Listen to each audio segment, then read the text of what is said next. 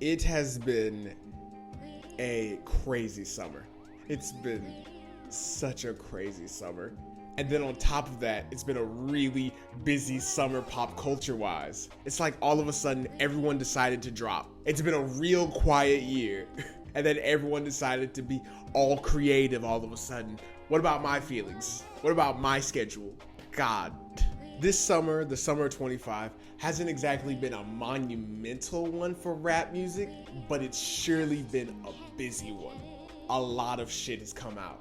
Tyler the Creator, Clips, Travis Scott, Freddie Gibbs and Alchemist, and there's even more coming down the road. It's been a really busy summer, and I have no idea why. It's probably like about getting more streams or selling more records. I don't fucking know. But all of a sudden, all these rap acts want to drop in the summer, and I'm exhausted. I thought that 2025 was going to be a bad year for rap music. Well, not exactly bad, more like uneventful. I didn't think a lot was going to happen in the rap industry this year. All because 2024 was so jam-packed. A lot of shit happened in 2024. A lot of shit. Not just in rap music, but in the music industry in general. Music in general. A lot of shit happened last year. Headlined, of course, by Brat Summer and the Kendrick Lamar Drake beef. Those two things elevated beyond, music and pop culture to become world events. There were, fucking diplomats calling themselves Brat. Those two things were so huge that they bled into 2025 with Kendrick dominating the Grammys and Charlie XCX killing off Brat at one of the festivals and, Kendrick Lamar's Super Bowl. And besides the Kendrick Lamar Drake beef and Brat, there was even more happening in 2024. Tyler the Creator dropped Childish Gambino's last album. There was the Pop Girl explosion, Beyonce album. So much fucking shit happened in 2024. I thought like nothing was gonna happen in 2025. And I was right for a lot of the year. It has been a really uneventful year up until very recently. I was on the brink of thinking like this was going to be a bad year in rap music. The only real big event I can think of that happened until recently was Playboi Carti's album. But besides music, not a lot has been happening in rap music.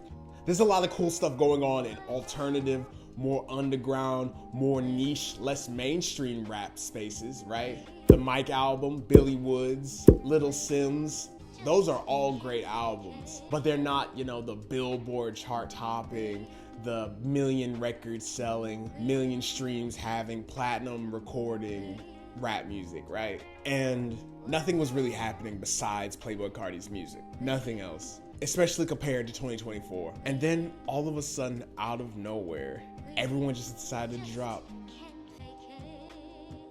I think it began with the Clips rollout. Before that, it was basically a desert. It was really hard coming up with content. And then the Clips rollout changed all of that.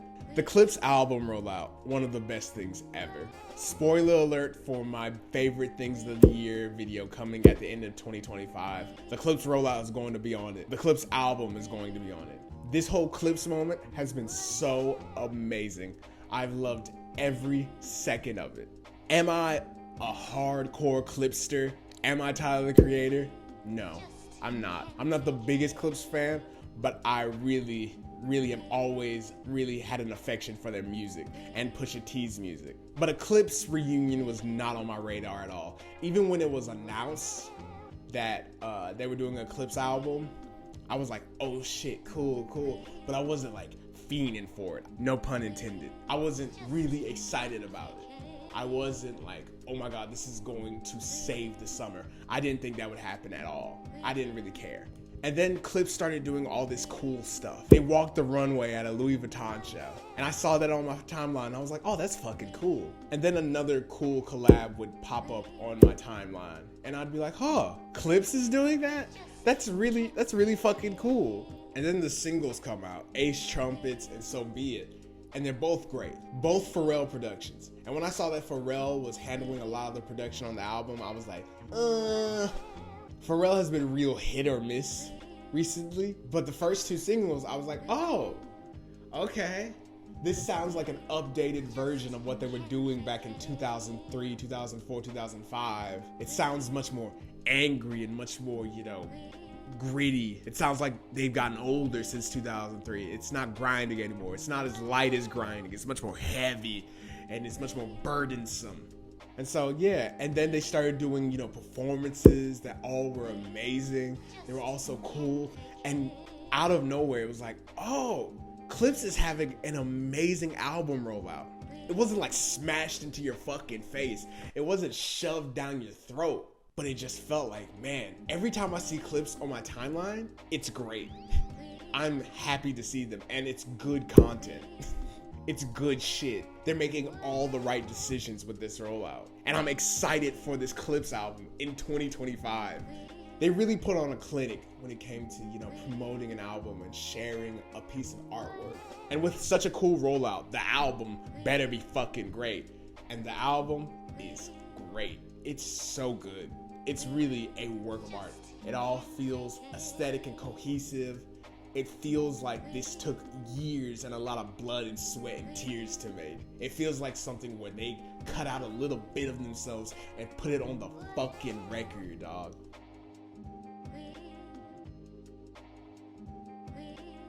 So after the triumph of Let God Sort 'Em Out, it's only fitting that we talk about the middling, very middling, I don't want to say piece of shit, the middling mid of all mids, Jack Boy 2. With Jack Boys, they Jack Boys. Travis Scott. He's not having the best year. With the Netflix documentary coming out and making him look like an absolute piece of shit, Pusha T exposing him for being an asshole, he needs a win. And Jack Boys 2 is not that win. It's not at all. The first Jack Boys, it was a moment. The first Jack Boys was a moment. It was coming off of the absolute success of Astroworld.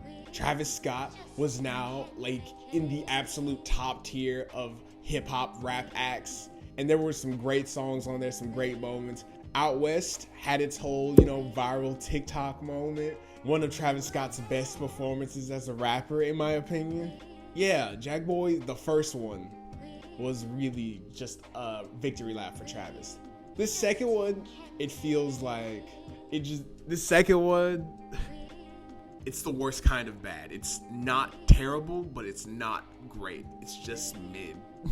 I don't even think it's mid. It's not even mid, but it's not bad. That's the worst kind of thing you can be. Not exactly mid, not exactly bad. That's terrible. That's the worst thing. I'd rather be dead. The wobbly wiggity wobbly. People are out here comparing it to SpongeBob, man. Wobbly wiggly. I have really nothing else to say about this album. That's how fucking bad the album is. Freddie Gibbs and Alchemist. Peanut Butter and Jelly. Salt and Pepper. Batman and Robin. 1 and 2. But Alchemist and Freddie Gibbs are definitely in the pantheon of great duos. Now, Madlib and Freddie Gibbs, don't make me choose. Alfredo, back in 2020, was really one of the few bright lights in a really dark fucking time. That album got me through some bad shit. Alfredo really is one of the great rap albums of all time. Alchemist's comeback into, popular rap has been so amazing. It seems like he's always been here. It seems like he's always been relevant. But there was a moment when he dropped off. Alchemist talks about how he thought people had forgotten about him and people didn't care about his music. And then all these rappers like Earl Sweatshirt and Damo Genesis and Westside Gunn and Freddie Gibbs, all these rappers that came up listening to Mobb Deep and Jadakiss and all of the people that Alchemist made music for in the early 2000s, came and scooped him up and went out of their way to put his music on everything they make. I'm really thankful that happened because Alchemist is truly a genius. Like how he chops shit, he's top 10 rap producers of all time, top 10 samplers of all time, definitely. Alfredo 2 is just further proof of that. Is it as good as the first Alfredo? Probably not. Something to Rap About, one of the great rap songs of all time. But Ensalada, that song's fucking amazing. Every song on this album is just completely solid to great. There's no weak parts. There's no weak rapping because it's Alchemist and Freddie Gibbs. And those two together are I don't know. I already said Bad Eddie Robin. I'm running out of duos. They're really good. They're really good. Alchemist and Freddie Gibbs are really good together, and they should keep making music. Yeah. I did not think Tyler, the Creator, was going to drop an album this year. That was not on my 2025 bingo card at all. Chromacopia seemed like such a dense and taxing and very, very exhaustive work of art. It felt like he gave his everything to that album. That album is really big. It seemed like it took a really long time to make, and it clearly has sapped Tyler of all his energy. To get that intimate, to get that revealing, probably took a lot out of him. He clearly was really tired of putting on that fucking mask and wearing that big ass suit. Don't Tap the Glass is a refresher. It's a shot of energy. It's a shot of adrenaline. And I did not expect it. I did not expect it at all. And low-key, it was a better rollout than Jack Boys 2. The rollout was still really fucking cool, even though it was like 4 days with all the statues and figurines.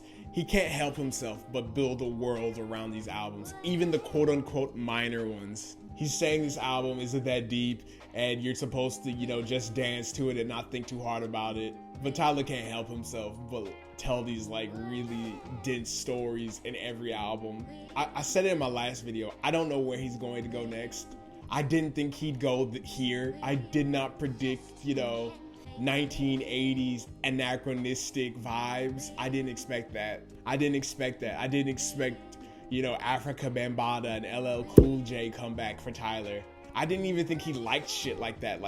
And I love it. I love this album. This album is like candy. Let God Sort Them Out is your veggies, It's really dense. It's really intense. It's really heavy. Don't Tap the Glass, I would say, is like Welch's fruit snacks. You tell yourself there's protein in it. You tell yourself it's healthier than most candies. It's actual fruit.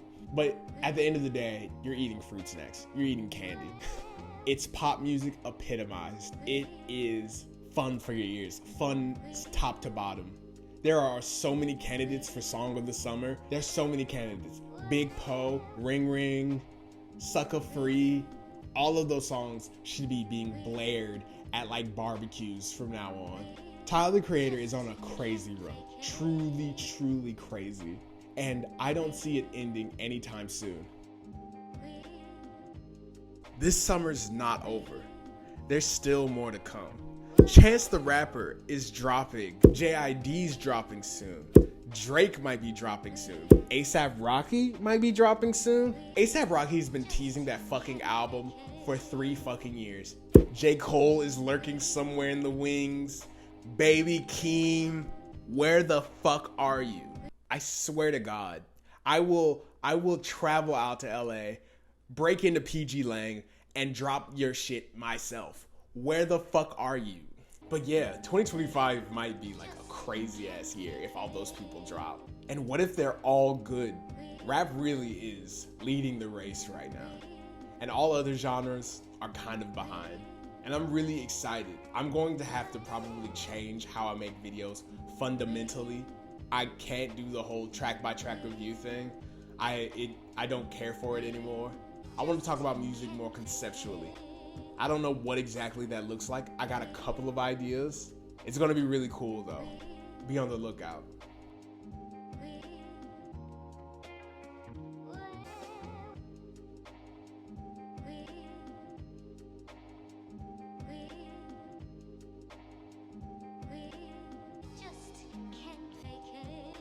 Frank Ocean?